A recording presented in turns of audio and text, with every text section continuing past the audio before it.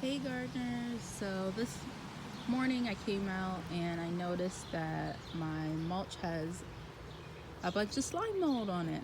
And I do have a video on slime mold, but I haven't dealt with it at this property before, so I thought I'd make a new quick video. Slime mold comes about when you've got moisture and not enough airflow to dry out whatever surface that it's on. So with all the rain we're getting and all the humidity, it's perfect breeding ground for slime mold. Slime mold is not harmful, it's not dangerous, it does nothing to your plants. Slime mold can actually add nutrients back into the soil from what I've researched. The only thing is it's just unattractive.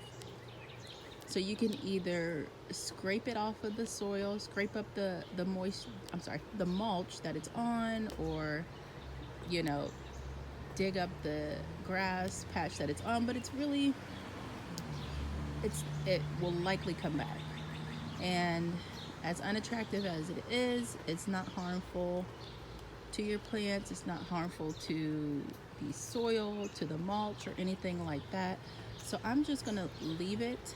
On my old property, when I would only flip the mulch just for aesthetics purposes because I wanted it to look good. So if I was having people over and slime mold was all over the place, I would definitely toss that mulch around.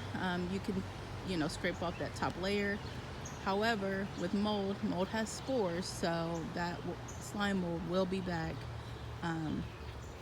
Now, if your area is moist for a while and then it dries up and it stays in a drought type of situation, you likely won't see the mold come back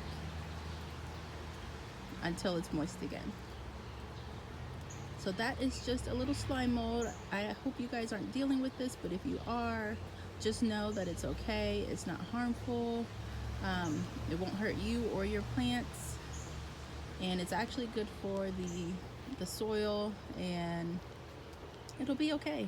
It's ugly, but it'll be okay. All right guys, thanks for watching.